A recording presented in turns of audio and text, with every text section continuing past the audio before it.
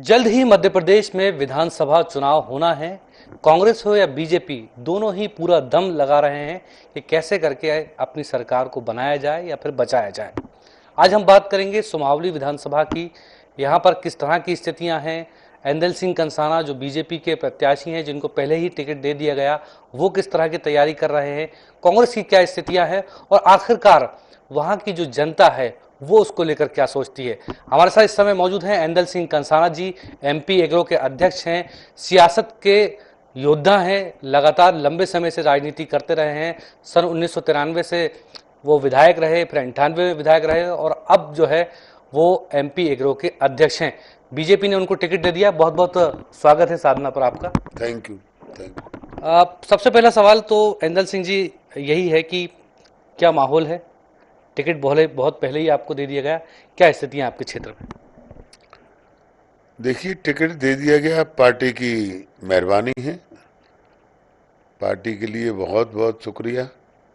दूसरे, मेरे क्षेत्र की जो मुख्य कुछ समस्याएं हैं, वो समस्या काफ़ी लंबे समय से थी, वो हमने काफ़ी हद तक पूरा कर लिया है उनको। चाहे वो रोड हो, चाहे रपटा हो, चाहे पुल हो, चाहे पीने के पानी की समस्या हो, काफ़ी हद तक हमने उस पर कंट्रोल किया है। और भी जो कुछ समस्या रह गई हैं छोटी मोटी, वो हमारी सरकार बनते ही मेरी पहली प्राथमिकता होगी कि उनको हम पूरा करेंगे।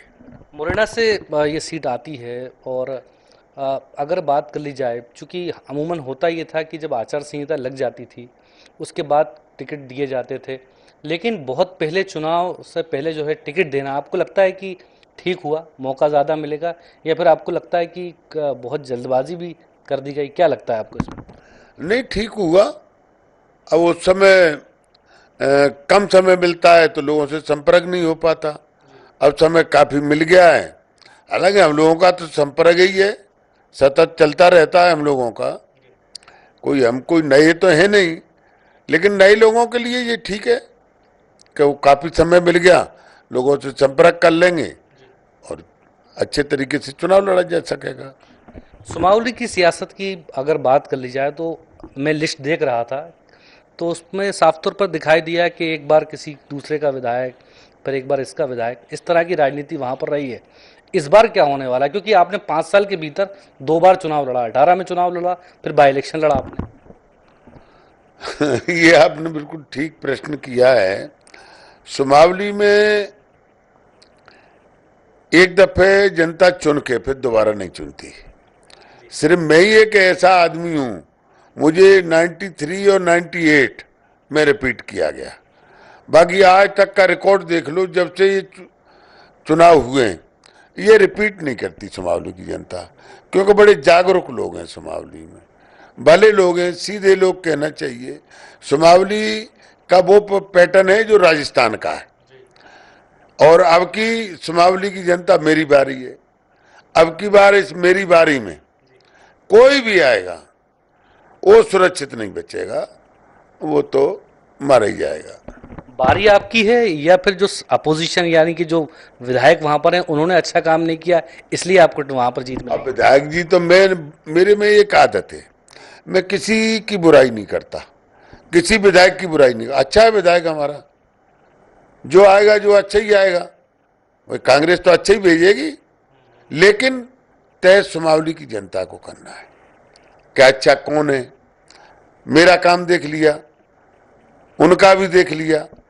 अब सुमावली की जनता तय कर ले कि किसका काम अच्छा है, उसको वो चुनेगी।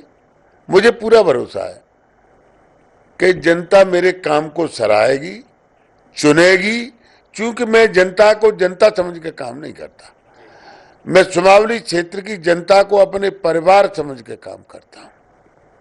और चाहे मैं चुनाव हारा तो मैंने परिवार समझा, और जीता तब मैंने परिवार समझा। सुमावली की क्षेत्र की जनता, हर समाज के लोग मेरे परिवार के लोग हैं, और मुझे परिवार के लोगों पर भरोसा है कि अब की बार मेरी बारी है, और थोड़े बहुत वोटों से नहीं, प्रचंड वोटों से मुझे चुनाव जिताएगी। अच्छा, कंसाना जी, 2020 में जब इलेक्शन हुआ चूंकि जिस तरह की परिस्थितियां हुई, सिंधिया जी इधर आए, फिर उसके बाद सरकार गिरी, आप भी इस तरफ रहे, तो ऐसा क्या वजह हो गई? चूंकि बहुत कद्दावर नेता हैं, आपका जो रिकॉर्ड है वो बताता है कि लंबे मार्जिनों से आप जीतते रहे हैं, सियासत में गहरी पकड़ रखते हैं। ऐसी वजह क्या हो गई 20 में? चूंकि आपकी बारी ज़रूर है, लेकिन 2020 में ऐसी क्या वजह हो गई? क्योंकि 2018 में आप चुनाव जीते। देखिए, उसके कई कारण थे। 2018 में जब चुनाव लड़ा तो जीत का कारण था, ट्रायंगल फाइट थी, बसपा, कांग्रेस और बीजेपी। उस समय मैं कांग्रेस में था, मुझे 65,000 वोट मिले, तो बसपा को 32,000 वोट मिले और कांग्रेस को 50,000 वोट मिले, 45,000 मिले बीजेपी को। तो ट्रायंगल फाइट होती है तो फायदा मिलता है उम्मीदवारों को, जो अच्छा मजबूत उम्मीदवार होता है। अब की बार क्या डायरेक्ट फाइट हुई, बसपा को मात्र 3,000 वोट मिले, वो 30,000 जो वोट था बसपा का, वो सीधा शिफ्ट हुआ कांग्रेस में। इसके कारण मैं चुनाव हारा। दल बदलना तो कोई एक कारण नहीं रहा उसमें। अब हो सकता है कुछ लोगों के दिमाग में रही होगी कोई बात, ये भी मैं नहीं कह सकता। बाकी तो ऐसा कुछ नहीं। मैं कह के सबसे मैंने कहा कि मैं दल इसलिए बदल रहा हूं कि मुझे कांग्रेस ने धोखा दिया है, कांग्रेस ने मुझे कह के मंत्री नहीं बनाया, इसलिए मैं दल बदल रहा हूं। तो मैंने लोगों की, जो हमारे मेन लोग थे, मैंने उनकी सहमति दी थी। लेकिन अब उसके बावजूद भी कुछ लोगों को परेशानी रही होगी तो हो सकती है, मैं ये नहीं कह सकता कि नहीं होगी। परेशानी तो थी जिससे मैं चुनाव हार गया, हारने का सवाल ही नहीं था। बार बार जो मैसेज दिया गया 2020 के चुनाव में, आपको लगता है वो फैक्टर अब यहाँ तो काम नहीं करेगा 23 में? अब काहे के फैक्टर, अब कोई फैक्टर नहीं है। अब तो सिर्फ एक ही फैक्टर है, विकास का। जो विकास करेगा उसको वोट देंगे। और शिवराज सिंह जी के ऊपर मध्य प्रदेश की जनता को पूरा भरोसा है कि शिवराज सिंह जी जो कहते हैं उसको करते हैं। इसलिए आदरणीय शिवराज सिंह जी के नेतृत्व में चुनाव हो रहे हैं। मध्य प्रदेश में उनके नेतृत्व में चुनाव की शुरुआत हो ही गई है और मध्य प्रदेश में सरकार भारतीय जनता पार्टी की उनके नेतृत्व में बनेगी। एक सवाल और भी जहन में है, चूंकि पिछले दिनों हम लोगों ने ग्वालियर चंबल संभाग का दौरा भी किया, चीज़ें बहुत कुछ निकल कर सामने आई। खासतौर पर चूंकि लंबे समय से आप वहाँ की राजनीति करते रहे हैं, क्या मूल मुद्दे हैं? आप कांग्रेस में भी रहे तो करीब से आपने देखा होगा, और जब बीजेपी में भी आए आपको लगा कि मैं ये कर सकता हूँ। तो जो समावली की जो स्थितियाँ हैं, युवा हो, बुजुर्ग हों, महिलाओं हैं, या फिर दूसरे दीगर मुद्दे हों, क्या आपको लगता है कि कौन से मुद्दे इस बार हावी रहने वाले हैं? देखिए, बहुत अच्छी बात पूछी है आपने युवाओं के लिए। ये बात मैं स्वीकार करता हूं कि अभी तक सुमावली में हम लोगों को रोजगार के साधन मुहैया नहीं करा पाए। और अब की बार जब सरकार बनेगी तो मेरी पहली प्राथमिकता होगी कि अपने इलाके में हम इंडस्ट्री लगवाए, और जो हमारे लोग यहाँ से बाहर जाते हैं नौकरी करने के लिए, वो बाहर, चाहे वो गुजरात हो, चाहे और कहीं बाहर दिल्ली हो या बेंगलोर हो, ऐसी जगह पर लोग जाते हैं। जब हमारे इलाके में इंडस्ट्री वगैरह होगी तो हमारे नौजवान वहाँ नहीं जाएंगे।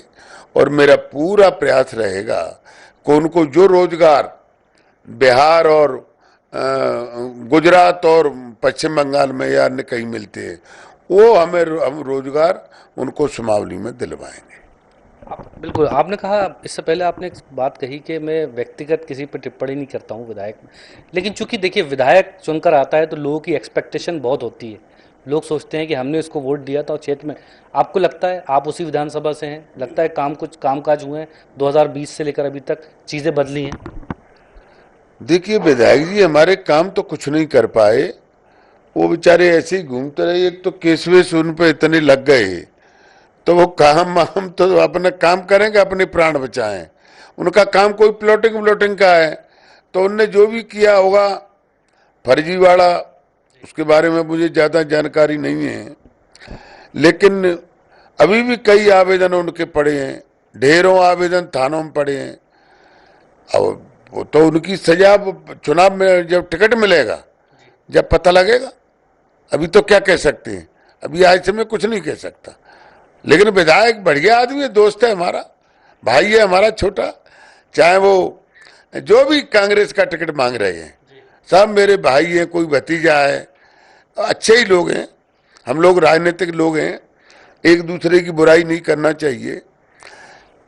बुरा देख न में चला, बुरा न मिलिया कोई, और जब दिल खोजा अपना तो मुझसे बुरा न को। हिंदुस्तान में कोई ऐसा है कि जिसमें अवगुण न हो, खराब न हो। इसलिए मैं यही कहूँगा कि जो बसपा से आएंगे उम्मीदवार वो भी अच्छा आएगा, जो कांग्रेस से उम्मीदवार आएगा वो भी अच्छा आएगा, और भी जो अन्य दल हैं, सपा है और भी दल हैं, सपा है, एक और वो दल है क्या नाम है, आम आदमी पार्टी, वो भी अच्छे ही आएंगे। सब अच्छे अच्छे पहलवान आने वाले हैं। कोई आपका खेल तो नहीं बिगाड़ेगा? खेल तो सिर्फ वो बिगाड़ेगा ऊपर वाला, नीचे वाला कोई नहीं बिगाड़ सकता। अच्छा, आप अभी वेट कर रहे हैं कि किसको टिकट मिलेगा, या आपको लगता है कि अब भले ही कोई भी आ जाए जीत मेरी है? Wait and watch. चुनाव में कोई भी आए, मैं 12 मासी पहलवान हूँ, चैतुआ नहीं हूँ, 12 मासी डंड मारता हूँ, मैं जनता की सेवा करता हूँ। कोई भी जो आएगा मुझे पूरा भरोसा है सुमावली क्षेत्र की जनता पर कि वो चारों कोने चित्त जाएगा। संतुष्टि की बात पर जो है अगर बात कर ली जाए, चूंकि आपने जब 2018 में चुनाव लड़ा कांग्रेस से, फिर 2020 में आपने पार्टी छोड़ दी, आपने कहा कि जो वादे किए गए थे पूरे नहीं किए गए। संतुष्ट हैं अब आप? सब कुछ ठीक है बीजेपी में आके? ठीक है।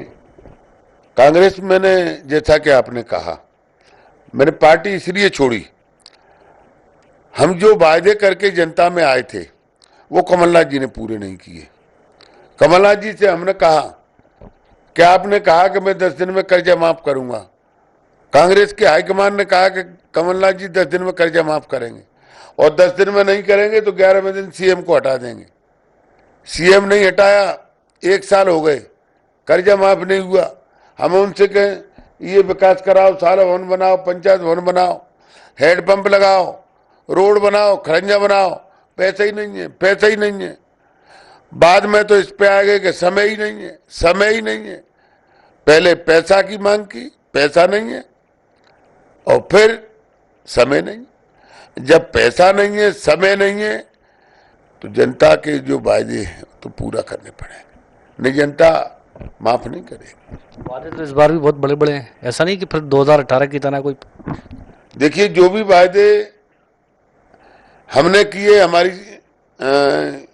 जब से हम आए हैं बीजेपी में, हमने कई, अभी मैंने जो वायदा किया था उस समय, वो वायदे मैंने माननीय शिवराज सिंह जी से पूरा कराया।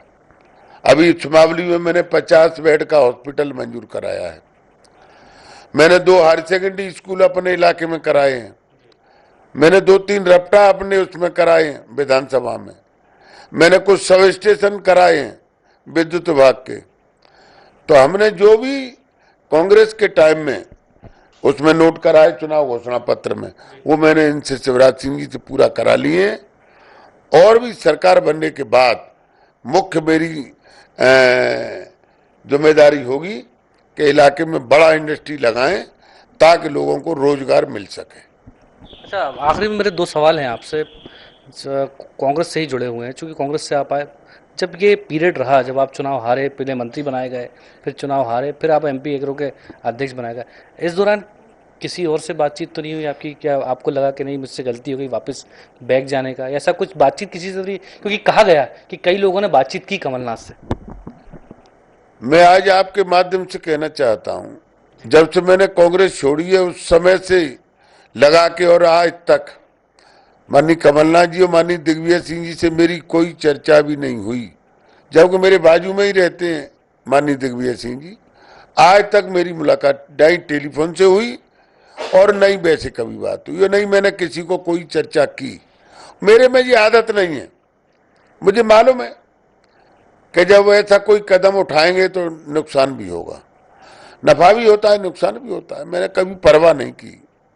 मैं जनता की परवाह करता हूं और नेताओं की परवाह नहीं करता। मैं कमलनाथ और दिग्विजय सिंह की वजह से, चूंकि आप साथ में उनके काम किया आपने, आपको लगता है कि ये जो फाइट है ये बिल्कुल नेट टू नेट फाइट हो सकती है, क्योंकि कहा जाता है कि राजनीति के चाणक्य हैं दोनों। नहीं, बिल्कुल नेट टू नेट फाइट नहीं है। फाइट इसलिए नहीं है कि कांग्रेस का कार्यकाल भी लोगों ने देखा और आज भारतीय जनता पार्टी का कार्यकाल भी देख रहे हैं। कार्यकाल इन द सेंस आप देख रहे होंगे कि दिग्विजय सिंह जी की सरकार में लाइटों की क्या हालत थी, रोड की क्या हालत थी। आज आप देख लीजिए, जो शहर आप देख रहे हैं फ्लाईओवर, एक शहर में एक साल के बाद आप जाओगे तो उसका नक्शा ही बदला मिलेगा। आज हिंदुस्तान में भारतीय जनता पार्टी ने जो विकास कार्य किए हैं, जो रोडों के काम किए हैं, ये बिजली के काम किए हैं, वो आज तक किसी सरकार ने नहीं किए। मेरा एक आखिरी सवाल आपसे ये है कि जन आशीर्वाद यात्राएं 5 अलग अलग निकल रही हैं, क्या स्थिति बीजेपी की देख रहे हैं आप? हालांकि नारा ज़रूर दिया गया है 150 पार का, पिछली बार 200 पार का था, इस बार क्या स्थिति देख रहे हैं? क्या आराम से सरकार बन जाएगी, कठिनाई आएगी, कोई दिक्कत नहीं है? देखिए, कोई कठिनाई नहीं आएगी। सरकार बड़े आराम से सरकार बनेगी और स्पष्ट बहुमत के साथ सरकार बनेगी और विकास के नाम पे सरकार बनेगी। और जिस तरह की बात की जा रही है कि अगर नेट टू नेट या आसपास कोई मामला रहता है तो फिर एडवांटेज जो है वो कांग्रेस के साथ जा सकता है। नहीं, नेट टू नेट की बात ही नहीं आएगी, एडवांटेज की बात ही नहीं आएगी।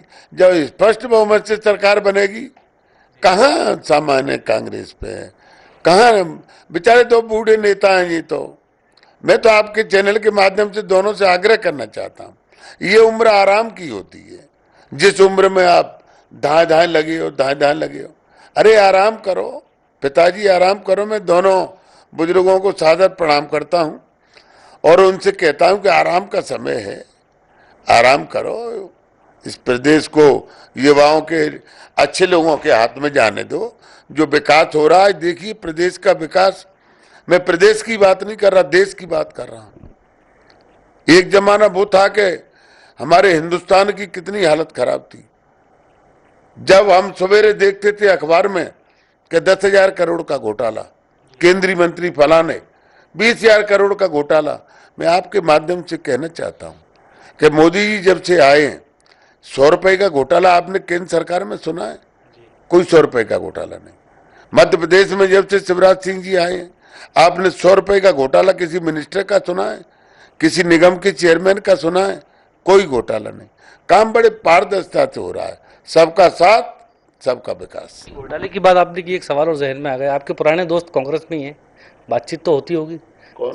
आपके जो दोस्त होंगे, काफी सारे दोस्त कांग्रेस में, ये सब तो होती है।